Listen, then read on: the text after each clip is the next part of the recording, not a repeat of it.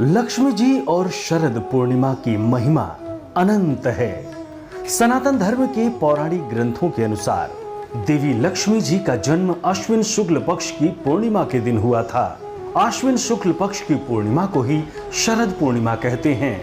इसे कोजागरी पूर्णिमा भी कहते हैं। पौराणिक मान्यता के अनुसार शरद पूर्णिमा की चांदनी रात में देवी लक्ष्मी भगवान विष्णु के साथ गरुड़ जी पर सवार होकर रात्रि में विचरण करती हैं। जो भक्त देवी लक्ष्मी जी भगवान विष्णु के साथ गरुड़ जी पर सवार उनके इस स्वरूप की पूजा करेंगे, उन भक्तों पर देवी लक्ष्मी की कृपा बनी रहती है। मान्यता है कि मां लक्ष्मी इस दिन रात में जगने और मां लक्ष्मी की आराधना करने वाले को धन और वैभव का आशीर्वाद देती हैं। इस रात को लक्ष्मी पूजन करना, रात्रि जागरण करना धन समृद्धिदायक माना गया है। माता लक्ष्मी अपने भक्तों को धन धान्य से पूर्ण करती हैं। इस दिन रात भर जागकर मां लक्ष्मी का भजन करना चाहिए।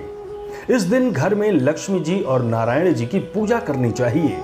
संध्या के समय खीर बनाकर चंद्रदेव के सामने छत पर रात भर खीर को रख देना चाहिए, क्योंकि ऐसी मान्यता है कि रात में उस खीर में अमृत बरसता है।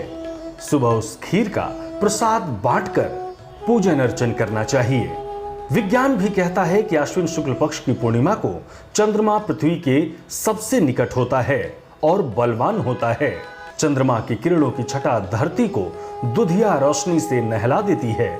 इस छटा के बीच पूर्णिमा का त्योहार सनातनी परंपरा के रूप में मनाया जाता है। इस दिन चंद्रमा से अमृत बरसता है। महिलाएं शाम ढलने के बाद पूजन अर्चन करती हैं और छत पर अल्पना बनाकर गन्ना खीर रखती हैं। यही मान्यता है। कहा जाता है कि रात में चांद की रोशनी में रखी गई खीर खाने से पित्त रोगों से छुटकारा मिलता है।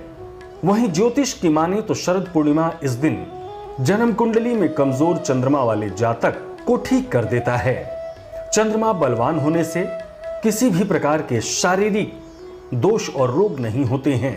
प्राचीन काल में तो शरद पूर्णिमा की रात में रात्रि जागरण करके लक्ष्मी जी से धन पाने के लिए कौड़ियां तक खेली जाती थी।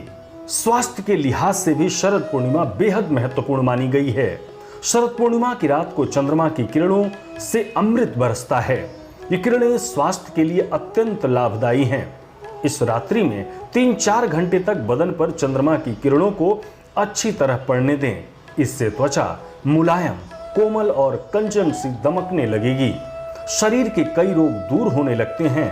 स्मरण शक्ति में वृद्धि होती है। बाल असमय सफेद नहीं होते हैं।